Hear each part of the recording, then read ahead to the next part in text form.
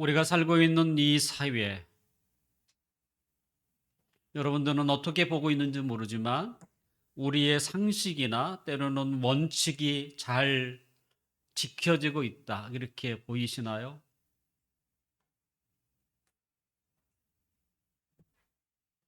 분명 우리 눈앞에 보이는 이 사회의 모습들은 자주는 아닐지라도 종종 우리가 가지고 있는 원칙들이 제대로 지켜지지 않는 것처럼 보이고, 하물며 상식이라고 하는 것이 제대로 통하지 않는 것처럼 보이는 경우가 있다는 것이죠. 하지만 역사적으로 보면, 다르게 표현하면 시간이 좀 지나면 우리의 상식이 틀리지 않았고 우리의 원칙이 틀리지 않았다는 것을 우리는 느끼게 됩니다. 그러니까 모든 사람들이 가지고 있는 상식, 때로는 원칙이 무엇일까? 다르게 표현하면 황금률이라고 말할 수 있죠. 모든 사람들이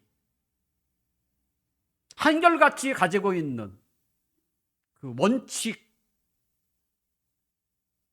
그것은 악을 행한 사람은 벌을 받는 것이고 선을 행한 사람은 복을 받는 것, 또 상을 받는 것, 이거잖아요. 이 땅에 살고 있는 모든 사람들이 가지고 있는 원칙이에요, 사실은.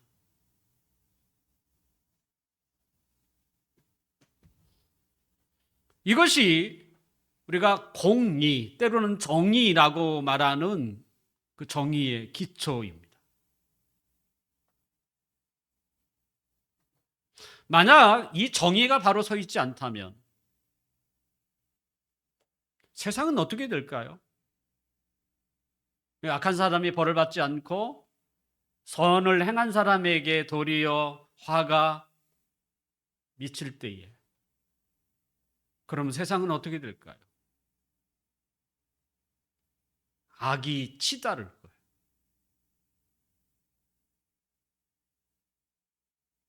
그래서 결과적으로 스스로 마침내 멸망을 자초하는 것이죠. 누구도 믿지 못하는 사회, 다 의심해야 하는 사회, 그리고 자기도 믿지 못하는, 그러니 어떻게 살겠습니까?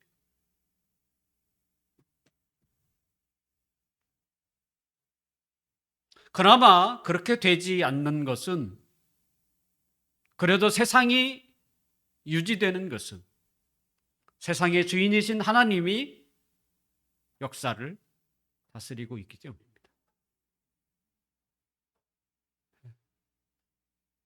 그건 우리가 부인할 수 없는 이야기입니다. 결국 하나님의 손길이 아니면 우리 개인, 우리의 가정, 사회, 국가가 됐든 온 세상이 됐든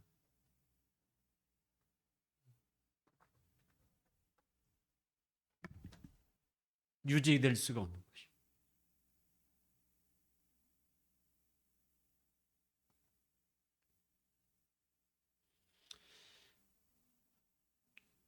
것입니다. 시편 73편, 이 73편은 이 세상을 살아가는 사람이라면 누구나가 경험하고 있는 이런 현상에 대한 모순된 사회, 때로는 불합리한 사회를 바라보면서 고민하고 있는 한 사람의 이야기로 출발을 했죠. 원칙과 상식이 통하지 않는, 악인이 벌을 받는 것처럼 보이는 게 아니라 도리어 악을 행한 사람이 편안한 것처럼 보이고 악을 행하는 사람이 형통한 것처럼 보이는 그런 문제 앞에 어쩌면 우리 모두도 한 번쯤은 고민했던 문제이기도 하고, 이 세상에 살고 있는 사람이라면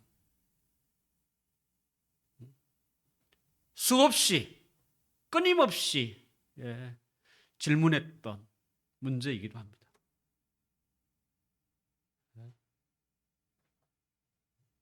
더욱이 하나님을 믿는 신자라고 한다면 저는 더 많이 느꼈을 것이고 더 많이 아파했을 거라고 생각이 돼요. 왜냐하면 하나님은 성경을 통해서 우리에게 끊임없이 뭐라고 말합니까? 악을 버리고 선을 행하라. 하물며 하나님이 우리를 부르신 것은 선한 일을 위하여 지으심을 받았다까지 얘기를 하고 있거든. 그러니까 예수 믿는 사람, 하나님의 자녀로 만든 중요한 그 목적 중에 뭐냐면 선한 일이죠. 하나님이 기뻐하시는 일이죠. 그 선한 일을 위하여 지으심을 받았다. 그래서 우리가 더 바르게 살려고 하고, 바르게 정직하게 살려고 하고, 좀 더 가치를 두고 은밀을 두고 살려고 하고, 그것이 하나님이 기뻐하시는 일이니까 그렇게 살려고 하는 것. 그렇기 때문에 그렇지 않는 세상을 바라보면서 더 힘든 거야. 우리의 원칙이 깨지는 것처럼, 우리의 상식이 잘못된 것처럼.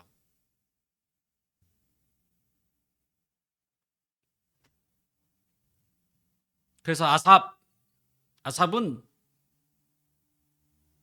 자신의 실패한 경험을 통해서 우리에게 똑같은 전철, 그죠? 걸음을 걷지 않도록 기록한 것이 시편 73편. 그는 잠시나마 악인의 형통을 부러워했어요. 그리고 경건하게 살려고 하는 그 자신의 모습을 후회하기도 했습니다.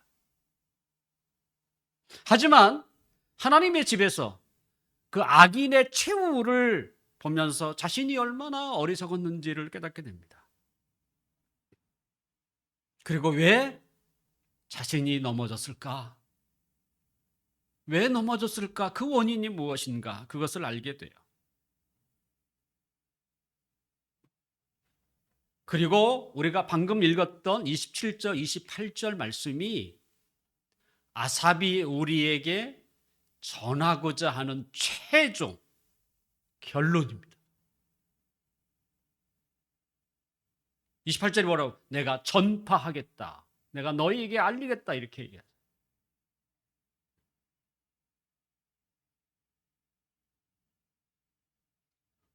한국 사람이라고 한다면 지난 금요일 헌법재판소에서 내린 최종 판결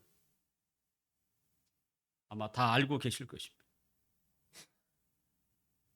작년 12월 14일 날 대통령 탄핵 소추안이 그죠? 헌법재판소에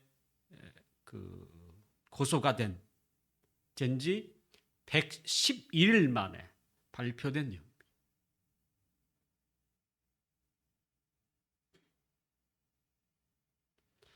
그러면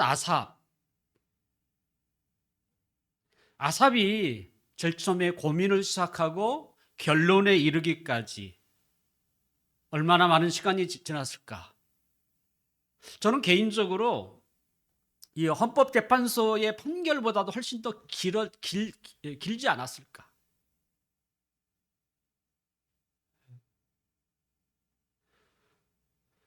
그러니 아삽이 살아가는 그 하루하루가 얼마나 힘들었을까? 눈만 뜨면 그 고민.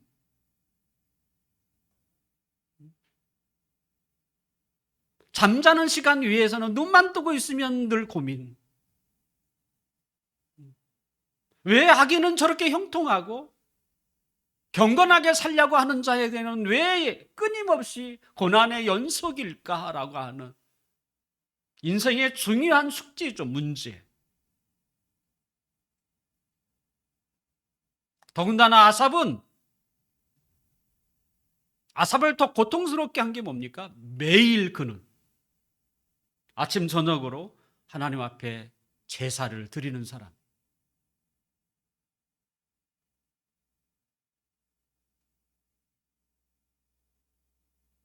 하나님께 제사를 드리면서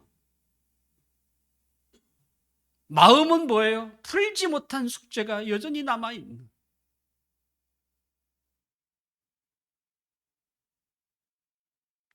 그것이 아삽을 더 괴롭게 했던 것이죠.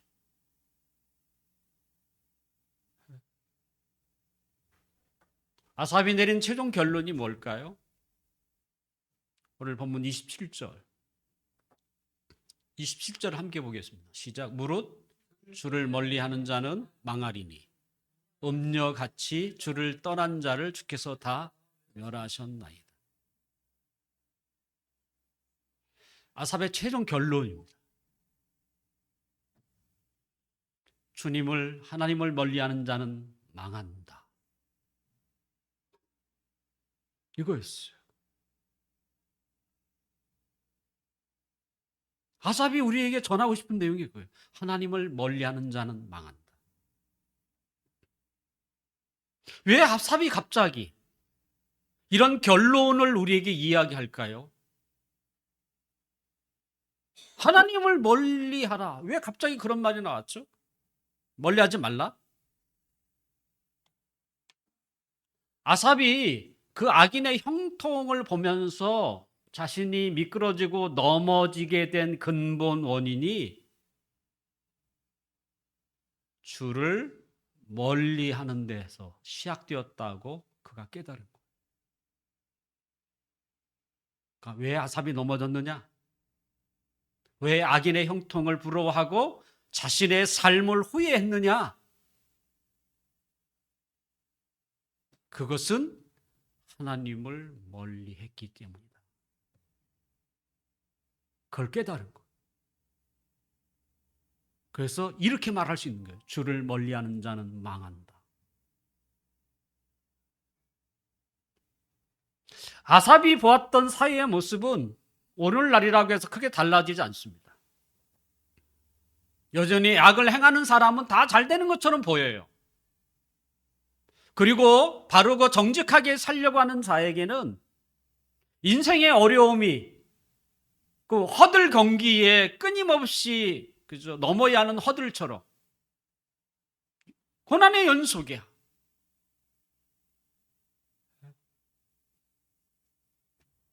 이러한 불합리한 세상에서 힘들게 사는 사람이 누구겠어요? 조금이나마 좀 더 경건하게 살려고 하는 사람.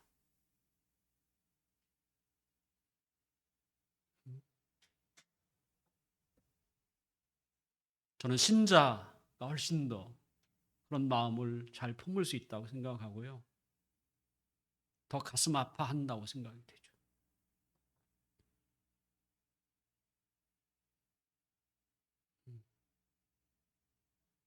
사실 하나님의 백성은 다른 사람보다, 하나님을 믿지 않는 사람보다 우리가 맞닥뜨리는 이 사회, 또 인생에 대해서 저는 한 번 더 깊이 생각하는 자라고 이렇게 말할 수 있습니다. 예전에 우리는 어떤 생각을 가지고 살았습니까? 그것은 자신의 유익이에요. 이 세상 사람들이 가지고 있는 모든 생각의 그 기초가 그거죠. 나에게 유익이 되느냐, 되지 않느냐예요.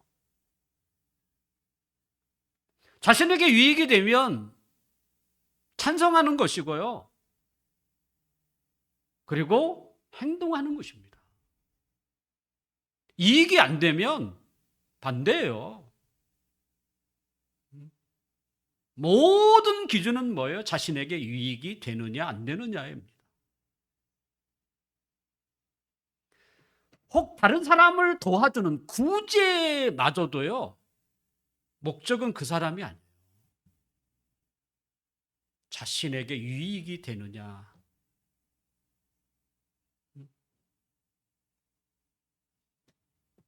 그래서 다른 사람을 뭐예요? 수단으로 만드는 거죠.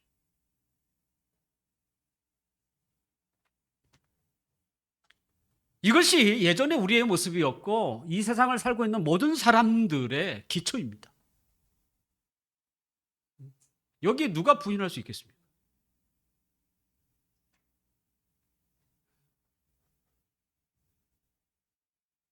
하물며 자신의 유익을 위해서 자살하는 사람도 있어요.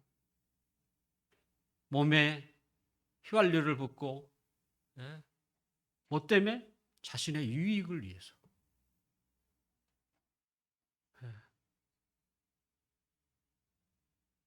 자신의 뜻을 관철시키기 위해서죠.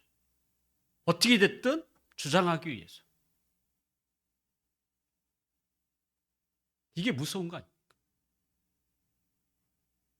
자신의 유익을 위해서는 못할 게 없는 거예요. 하지만 예수님을 믿고 나서 생각의 폭이 넓어졌습니다. 자신의 유익으로 판단했던 이런 생각에서 우리는 좀 더 생각을 하게 된 게 있죠. 그게 뭡니까? 하나님이 기뻐하시는가? 라는 거였어요. 그러니까 한 번 더 생각하게 된 거예요. 그래서 과연 내가 생각하는 것이 하나님의 뜻에 합당한가? 또 나의 행동이 하나님을 영화롭게 할 수 있을까? 이렇게 바뀐 거예요.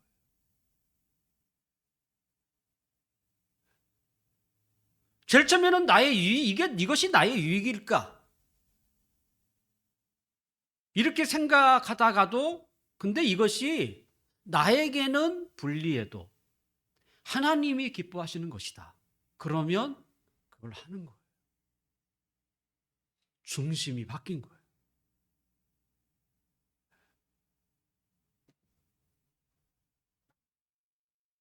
사도 바울도 에베소서 5장 10절 이하에 보면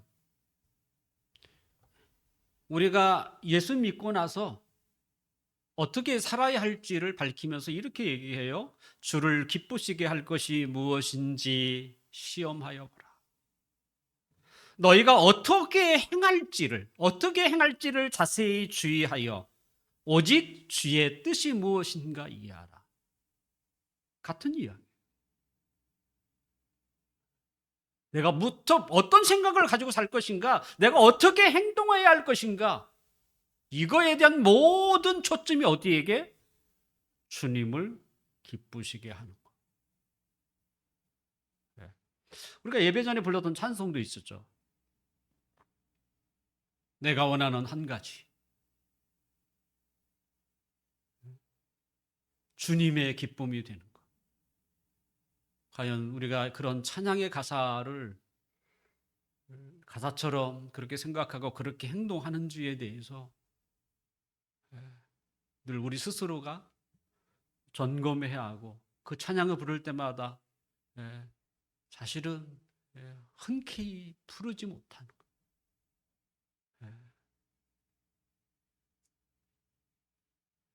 내가 그렇게 살지 못하겠죠.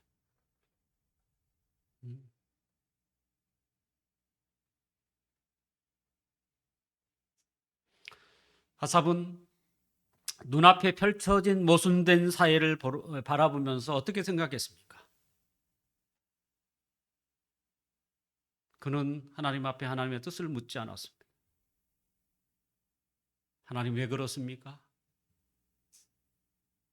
내가 알고 있는 원칙과 상식이 왜 통하지 않습니까? 도대체 무엇인가요? 하나님께 묻지 않았어요.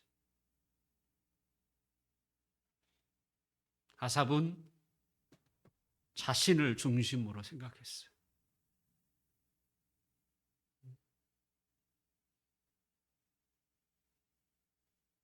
그러니까 마땅히 신자라면 자신이 마주친 이런 시대, 사회, 시대에 대해서 숙제라고 여기고 문제라고 여길 때는 언제든지 뭐예요? 하나님의 뜻을 물어야 하는 거예요.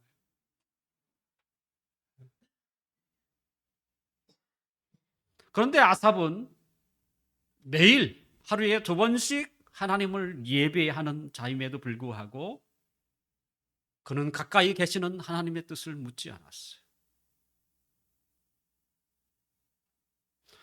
몸으로는 하나님을 가까이 하고 있었어요. 왜? 매일 아침 저녁으로 제사를 드렸기 때문에. 하지만 그의 마음과 생각은 하나님과 멀리 있었다는 사실이에요.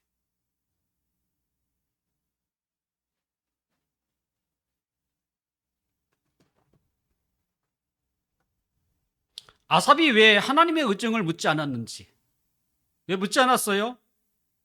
그것은 하나님을 멀리하고 있었던 것 때문에.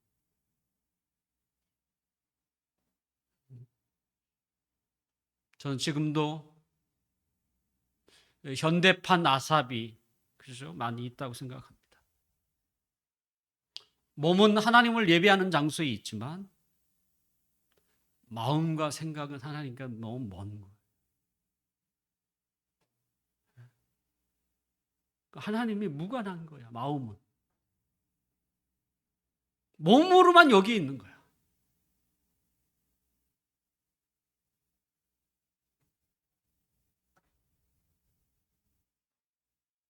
그러면 아사처럼 되는 거예요.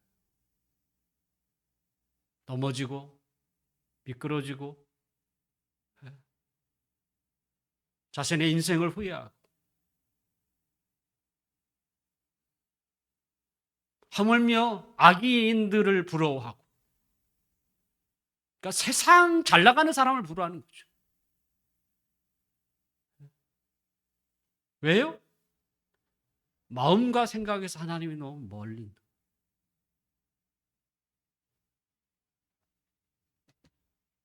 왜 아담과 하와가 에덴 동산에서 쫓겨났습니까? 이유는 하나입니다. 하나님을 멀리 하였기 때문이죠.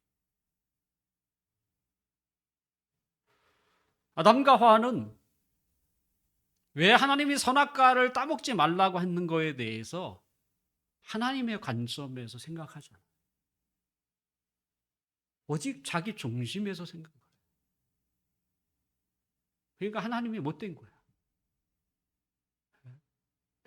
에덴 동산의 모든 것을 다 먹으라고 하지 왜 하나는 안 줄까?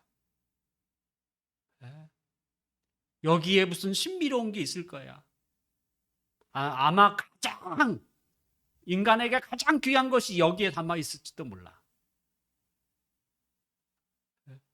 하나님의 의중은 전혀 없고요. 자기 중심으로만 생각하는 거죠.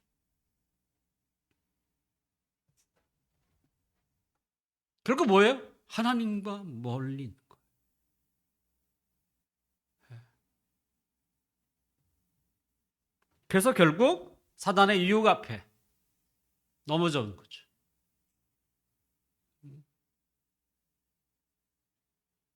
하나님은 아담과 하와를 통해서 우리에게 뭘 이야기하고 있습니까?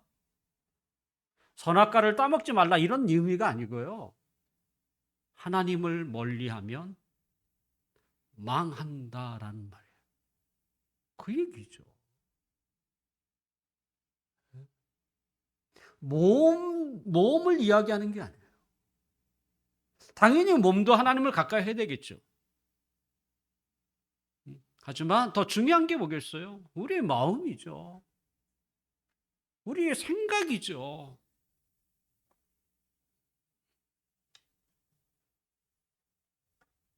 27절에 나오는 그 음료는 사실은 하나님을 대신해서 다른 신을 섬기는 자를 음료라고 부릅니다. 그러니까 자기의 그죠 남편을 두고 다른 남자를 하는 거 우리가 음녀라고 부르기도 하는데 성경은 음녀를 또 다른 방식으로 어떻게 하나님 말고 다른 신을 섬기는 것을 음녀라고도 이렇게 표현합니다.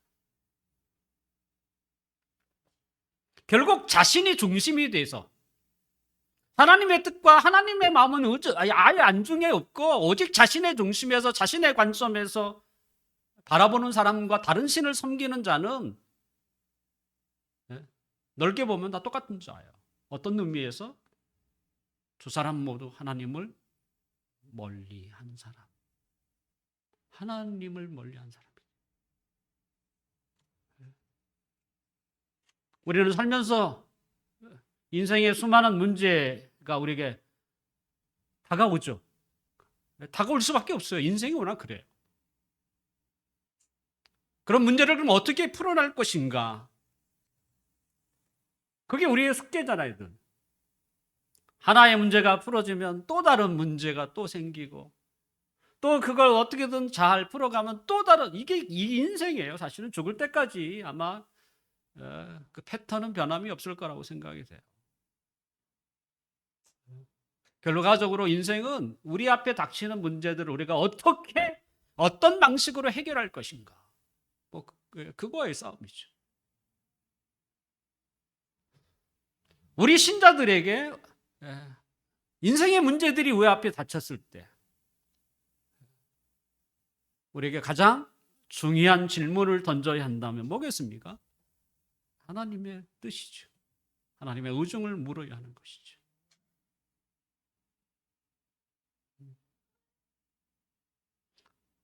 만약 그렇지 않다면 그는 어떤 사람이에요? 하나님을 멀리하고 있는 사람.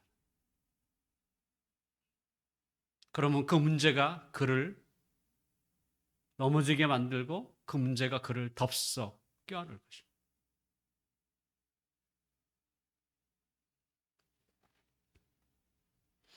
성경은 이스라엘의 초대 왕 사울의 죽음에 대해서 이렇게 얘기합니다. 뭐예요? 결과는 똑같아요. 하나님을 멀리하였다. 이거죠. 역대상 10장 13절과 14절에 보면 이렇게 분명하게 선언하고 있습니다. 사울이 죽은 것은 그가 여호와의 말씀을 지키지 아니하고 신접한 자에게, 그러니까 지금으로 하면 점이죠, 점. 하나님 말고 다른 신에게 묻는 거죠. 신접한 자에게 가르치기를 청하고 또 여호와께 묻지 아니하였어요. 다 이게 그렇죠. 여호와께서 그를 죽이시고 그 나라를 이새의 아들 다윗에게 넘겨 주셨더라. 이렇게 한 줄로 그냥 평가를 해요. 다른 게 아닙니다. 하나님을 멀리했다 이거예요. 아삽은 그걸 발견한 거예요. 내가 하나님을 멀리했다. 그래서 이런 말을 할 수 있는 거예요. 하나님을 멀리하는 자는 망한다. 망한다.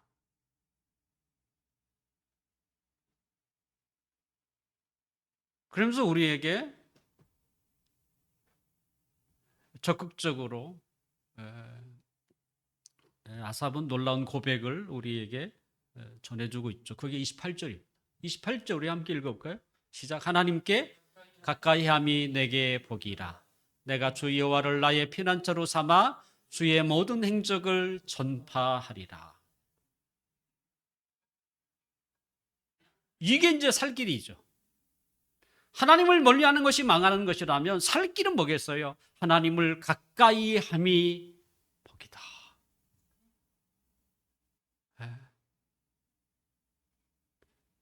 이 사회에 모순된 사회, 불합리한 사회로 출발했던 이 시작이지만 결론은 다른 데 있었어요, 사실은. 하나님을 가까이 하는 것이 복이고 하나님을 멀리하면 망한다. 실제 망합니다. 세상의 문제에 치여 살고요.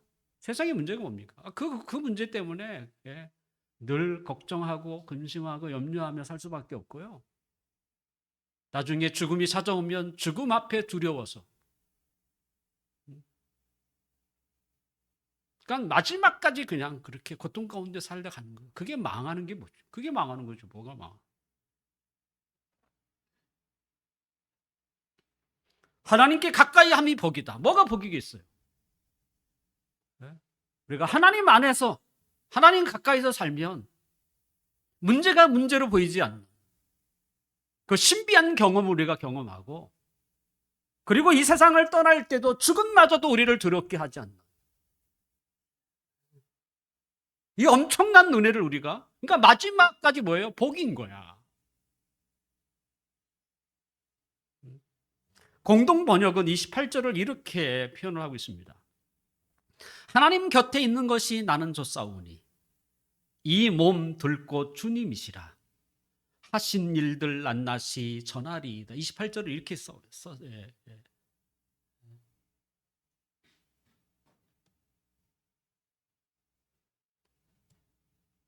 어거스틴 300년대 사람입니다. 훌륭한 신학자이죠. 공교롭게도 어거스틴은 천주교와 개신교가 다 인정하는 훌륭한 신학자입니다. 근데 어거스틴은 그가 회심하기 전에, 예수님을 만나기 전에 그는 진리에 대해서 굉장히 갈급했고요. 그 다음에 행복을 찾아 여기저기 많이 기웃거렸던 사람. 그래서 종교에도 빠져보기도 하고 때로는 음탕한 생활을 하기도 하고, 하지만 그 마음의 허전함을 채울 수 없었습니다. 그러니까 더 깊이 들어가면 들어갈수록 그 마음의 허전함의 크기가 더 커졌어요. 채워지는 게. 그리고 그가 로마에 있는 그 한 교회를 방문해서 너무나 오랜만에 들어가 보는 교회, 낯선 곳. 마침 이 암브로스라는 목사님이 설교를 하고 있었는데 그 설교를 듣고 큰 충격을 받습니다. 그리고 그것에서 그는 회심을 해요. 그래서 오랫동안 방황했던 어거스틴, 방황을 다 마치고요, 하나님의 품으로 돌아오죠. 그제야 그의 마음이 채워지는 걸 느껴요. 그리고 위대한 말을 남깁니다. 인간은 하나님 안에서만 진정한 편안을 누릴 수 있다. 이 위대한 삶의 고백을 해요.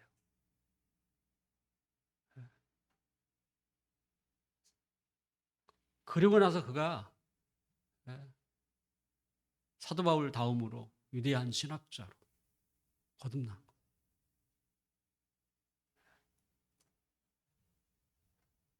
작년 9월 29일 무슨 날인지 아시나요? 한 사람의 인생에 놀라운 변화를 찾아왔던 날입니다. 삶이, 인생이 계획대로 되지 않아 수없이 많은 시간들 속에서 잠을 자지 못했다. 그 한 분이 새생명 초청 예배를 통해서 저희 교회를 찾아왔고, 그리고 그날 주신 말씀을 듣고 놀라운 변화가 시작이 됐죠. 비로소 잠을 잘 수 있는. 그렇다고 문제가 사라지지 않았는데, 문제가 있음에도 불구하고 이제 그날부터 숙면, 제대로 잠을 자기 시작했다고 해요. 더군다나 지금까지 지금 6개월이죠.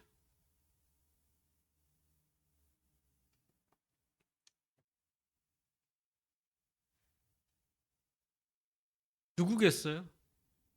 여기 앞에 계신 우리 김창규 씨의 고백입니다. 하나님의 품으로 들어왔더니 비로소 편안을 누리고 잠 못 이루는 그 수많은 날이 한순간에 해결이 돼요.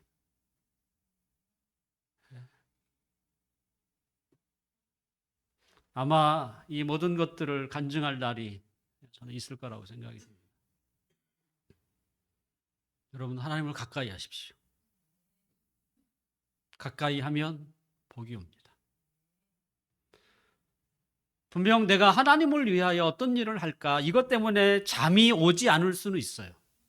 하지만 세상의 근심 걱정 때문에 잠을 자지 못하는 일은 저는 없다고 생각이 돼요.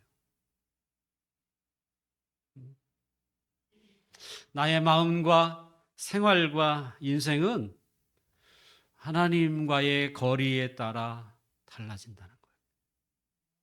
멀어지면 망하는 것입니다. 하지만 가까이 하면 복을 받는 것이죠. 아삽의 고민, 우리는 그냥 흘겨들어서는 안 되고요. 아삽이 최종적으로 우리에게 말하고 싶었던 이 내용을 우리는 기억해야 돼요. 이게 아삽이 했던 말이에요. 하나님을 가까이 함이 내게 복이라.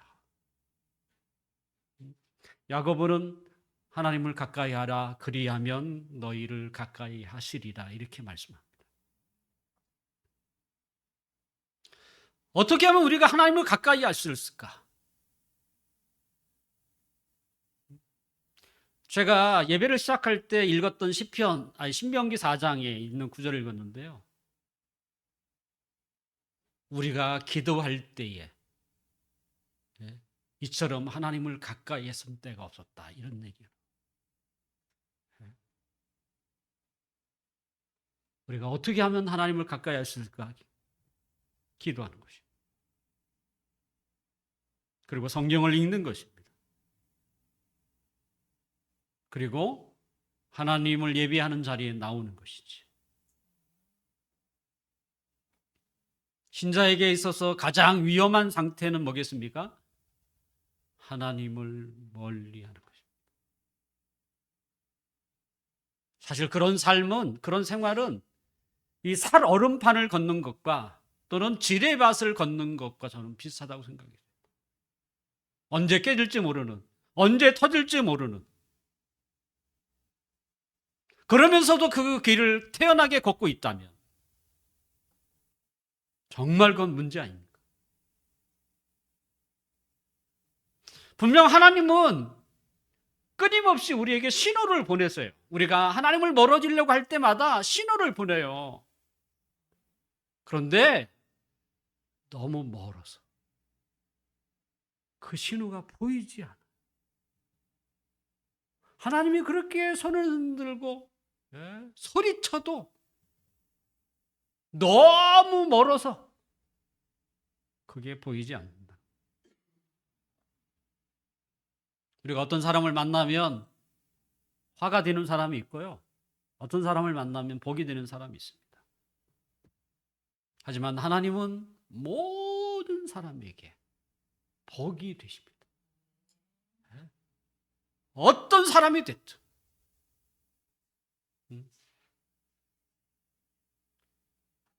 하나님은 언제나 그에게, 왜냐하면 하나님은 선한 분이라, 복 주시기를 기뻐하시는 분이라. 이제 말씀을 마치려고 합니다. 하나님을 정말 가까이 하십시오.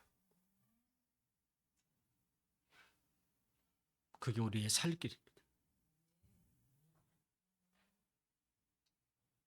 그러기 위해서 항상 기도하는 것을 멈추지 마시기를 바라고요. 그리고 성경을 가까이 두십시오. 또 하나님을 예배하는 이 예배를 빠지지 마십시오. 이 예배는 굉장히 소중한 것입니다. 우리가 소중하게 예배를 대하지 않으면 우리가 예배의 가치를 무너뜨리게 돼요.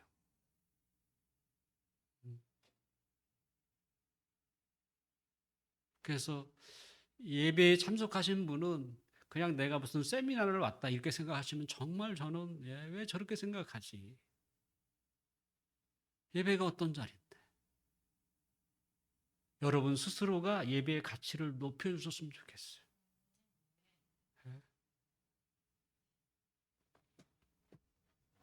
만약 우리가 그렇게 기도하고 성경을 가까이 하고 하나님을 예배를 소중히 여긴다면 하나님께서 우리를 가까이 하실 것입니다. 하나님이 우리를 가까이 하신다면 그게 뭐겠어요? 그것이 복이에요. 아삽의 마지막 말, 하나님께 가까이 함이 복이라. 기도하겠습니다.